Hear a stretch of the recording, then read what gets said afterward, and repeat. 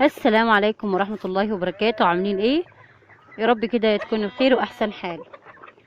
اولا لا اله الا الله محمد رسول الله، اللهم صل وسلم وبارك على سيدنا محمد عليه افضل الصلاة والسلام. النهارده طبعا فيديو جميل جدا زي العادة يعني.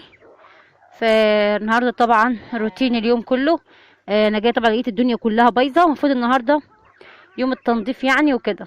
هيبقى زي ما شايفين كده في العنوان بتاع الفيديو. هنبدأ النهارده ننضف ان شاء الله، وهنبدأ كده بإذن الله. هنشيل كل حاجة يعني وهنعقم المكان. أنا متعودة في كل يوم من تالت أو 3 مرات في اليوم، أو مرتين في اليوم على حسب، أو كل 3 أيام. تمام. على حسب ما أنا أكون فاضية يعني. فالنهاردة كان عندي امتحان يعني، محتاجة دعواتكم. هنبدأ إن شاء الله بإذن الله، هننضف كده وهنعقم المكان وكده كده إن شاء الله بإذن الله. تمام. فهوريكم منظر الأوضة حاجة حاجة، وهنبدأ بقى هنشيله وهنبدأ نعقم ان شاء الله بإذن الله مع بعض. اهو نبدأ كده نستعيذ كده بالله. بصوا يا جماعة، الخطوات دي عن تجربة يعني انا بعمل كده متعودة. شايفين الأوضة ازاي منظرها؟ فان شاء الله بإذن الله هنبدأ كده. هنلم الحاجات دي، وكل الحاجات دي كلها هتتغسل طبعا. حتى العلب بتاعة المية ببدأ ان انا اعقمها بكولوريكس، وهقول لكم دلوقتي ان شاء الله هنعقم ازاي يعني بإذن الله. فهوريكم المنظر اوضه، وهبدا معاكم اوضه اوضه ان شاء الله باذن الله. وانا طبعا واخده نص الشقه، يعني نص الشقه، نص الشج زي ما بيقولوا. نص الشج واخداه لوحدي يعني، والنص التاني طبعا الاهلي في البيت مربيين فراخ برضو وحاجات زي كده. فانا طبعا واخده اوضتين وصاله. تمام. هما في البيت كله 4 اوض و3 صالات او 4 صالات حاجه زي كده. تمام. فان شاء الله باذن الله هنبدا كده النهارده ان شاء الله هننضف كده. بس انا اوريكم المنظر ازاي اهو. وهننضف كويس ان شاء الله حتى على البوكسات اللي زي كده يا جماعه اهو. زي كده برضو الحاجات دي طبعا بتلم حشرات زي ما قلت لكم. وطبعا ده كله هيتنزل ان شاء الله. وعلى الحوائط برضو نوريكم دلوقتي على الحائط برضو. فكله ان شاء الله باذن الله هبدا كده ايه تنظيف باذن الله تعالى. وهنغسل العلافات يعني العلب بتاعه الميه كويس، وهرجع لكم تاني ان شاء الله باذن الله بعد ما اخلص، عشان بس الفيديو ما يطولش معايا ويبقى ايه ممل. تمام. انتظروني، هرجع لكم تاني ان شاء الله باذن الله. ورجعنا يا جماعه الخير. فانا بصوا اهو. طبعا دي طبعا احنا عايزين طبعا نظافه مش اي كلام يعني. فايه عايزين نظافه نظافه نظافه من الكل يعني. تمام. الحاجه دي بتكون كويسه جدا تستخدميها ايه للفراخ يعني. تمام اهو. نظافه يعني نظافه يعني ما بخليش حاجه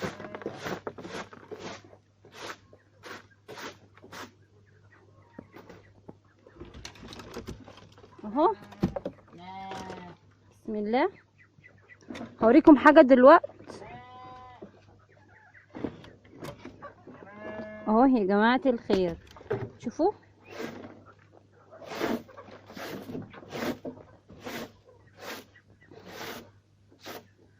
بصوا يا جماعه، انا طبعا بحب اعمل الحاجات دي. انا بستنى اليوم اللي انا بقى عشان اعمل كده. تمام. وعشان انضف الحاجه يعني يعني انا بحب اعمل كده بصراحه. لان طبعا انا قلت لكم تربيه الفراخ واخداها هوايه. انا بقفل البلكونه طبعا عشان ايه في بلكونه الفراخ ايه ما يفطش ايه مني يعني. انا اعوذ بالله من كلمه انا بحب اربي الفراخ. تمام. هوايه، مش عشان اخد منه انتاج والكلام ده. لا، انا ما بفكرش كده. انا اعوذ بالله من كلمه انا بحب الفراخ كهوايه تربيه وكل حاجه يعني. تمام. خلصنا كده، وهستمر بقى في كل الحاجات اللي زي كده. هبدا ان انا ايه اظبط الامور، وهرجع لكم تاني ان شاء الله. زي ما شايفين اهو بيتفل كده. بس شويه قلت لكم عليها هي دي اهو. فانا هستمر على كده في كل المكانات وفي البوكسات اللي زي كده برضو اهو يا جماعه الخير. وتحت منها برضو بصوا انا عاملاها كصيدليه، دي بحط فيها العلاج بتاع الفراخ عشان الشمس ودرجه الحراره. تمام.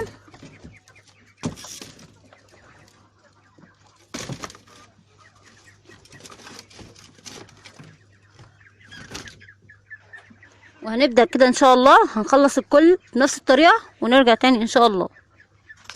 دي طبعا رجعنا تاني يا جماعة الخير. دي طبعا الأوضة التانية، انا فاتحة الأوضتين على بعض تمام، وبينهم صالة وفي سلم تمام للتلاتة التانيين. فانا واخدة التلاتة اللي قلت لكم عليها زي ما انا قلت لكم. هنبدأ ان شاء الله في الأوضة التانية بقى، هننضف الحاجات دي كلها.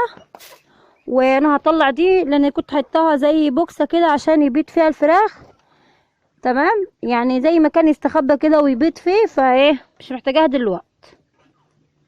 او ممكن اطلع دي واركنها على جنب كده، هشوف دلوقتي هعمل ايه. وان شاء الله باذن الله هننضف الاوضه دي وهنغسل الحاجات دي، الاكلات بتاعه الفراخ والصواني والحاجات دي، ونرجع لكم تاني ان شاء الله. دي منظر الاوضه هوريها لكم ان شاء الله باذن الله بعد ما هنخلص، وهنوضب ان شاء الله كل حاجه يعني. يعني روتين جميل جدا، بس احنا بناخد الحاجه دي كايه كهوايه وكده، مش كخدمه واحنا هنخدم والحاجات دي تمام. هنبدا ان شاء الله هنحل مشكله المكان ده مضيق المكان، وهرجع لكم تاني ان شاء الله باذن الله. انا تاني. وبالنسبه للارضيات طبعا حبيت ان انا اوريكم برضو ازاي. زي ما قلت لكم يا جماعه، المشه دي بتجيب من الارض، بتجيب اي حاجه على الصبه ما بتخليهاش على الصبه يعني تمام. اللي هي ايه طبعا الحاجات بتاعه الفراخ اللي هي فضلات الفراخ. شايفين ازاي يا جماعه ازاي كويسه جدا اهو.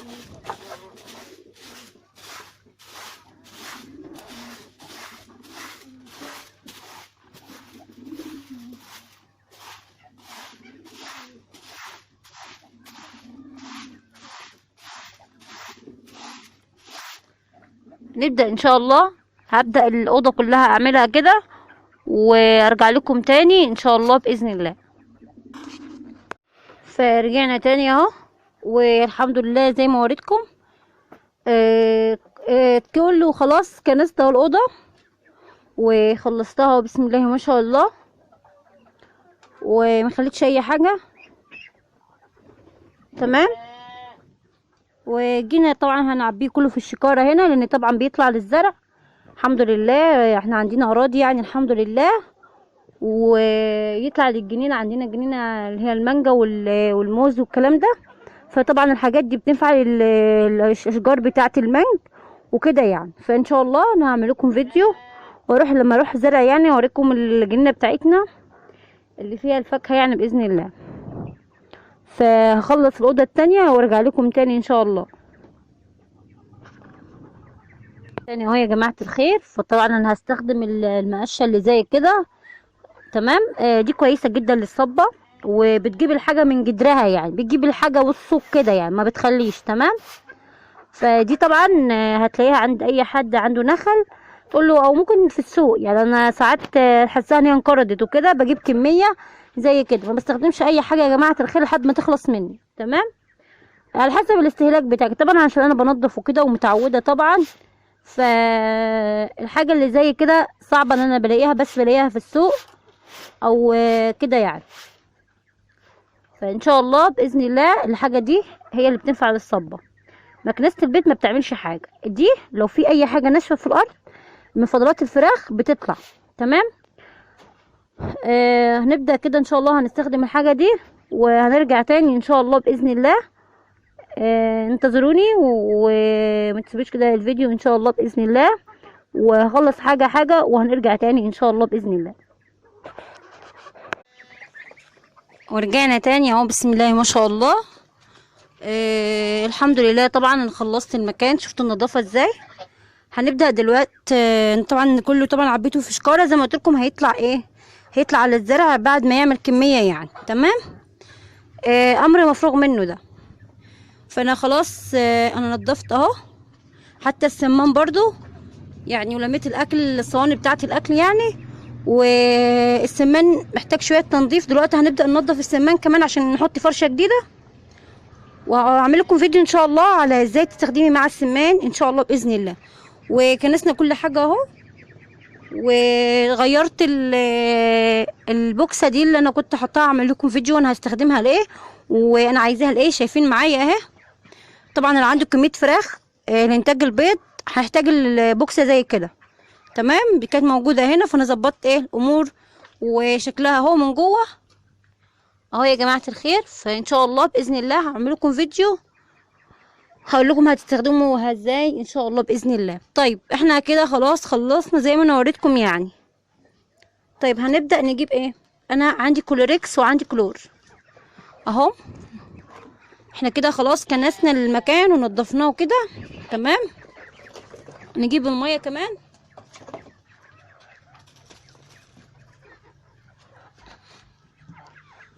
اهو، شايفين.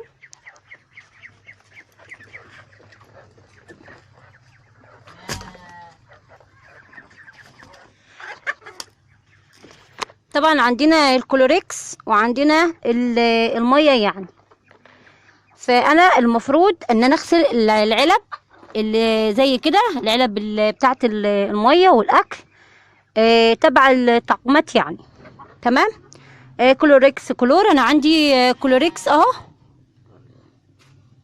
اهو يا جماعه الخير، ده كلوريكس. وعندي كلور يعني قربت تخلص، فالسطح بتاعي مش بخليه من كلوريكس كلور.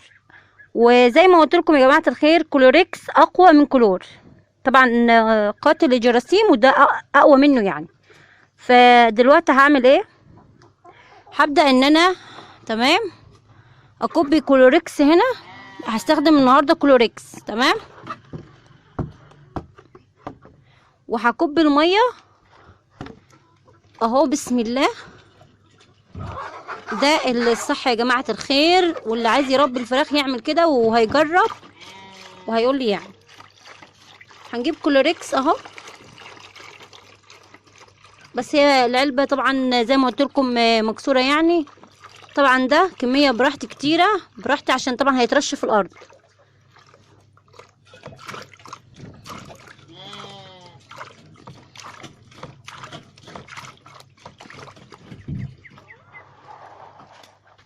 وميه قليله، كميه الكلوريكس كتيره جدا. هنبدا هنعمل كده في كل المكان يعني ان شاء الله بعد ما نخلص على طول، عشان لو في اي ميكروبات تمام. هنكتر كميه الكلوريكس زي ما قلت لكم يعني. وهنبدا بقى في على البوكسات وعلى الارضيات وكل المكان. هنبدا بالرش طبعا بالمعطر، رشاشه نية المعطر دي تعبيها اللي هي الكبيره دي. وهنبدا بقى نرش كل حاجه، العلافات الحاجه اللي بينام عليها الارضيه البوكسات كل حاجه يعني. فهنكتر الكميه زي ما قلت لكم براحتنا يعني. وهنبدا ان كل المكان ان شاء الله باذن الله. عملت الخطوات دي هتشوفي بعدين الفراخ بتاعتك هتبقى ان شاء الله. يا رب كده الفيديو يكون عجبكم، وما تنسونيش يا جماعه الخير في اللايك والشير عشان يوصلكم كل جديد باذن الله تعالى. هنبدا بقى دلوقتي كل الاوض اللي انا كنستها ولميت التراب بتاعها وكده، هبدا ان انا ارش كلوريكس او كلور. بس النهارده مره انا بعمل مره كلوريكس، مرتين مثلا في الاسبوع، مره كلوريكس ومره كلور. يا رب كده الفيديو يكون عجبكم، وما تنسونيش يا جماعه الخير في اللايك والشير عشان يوصلكم كل جديد باذن الله تعالى. والسلام عليكم ورحمه الله وبركاته.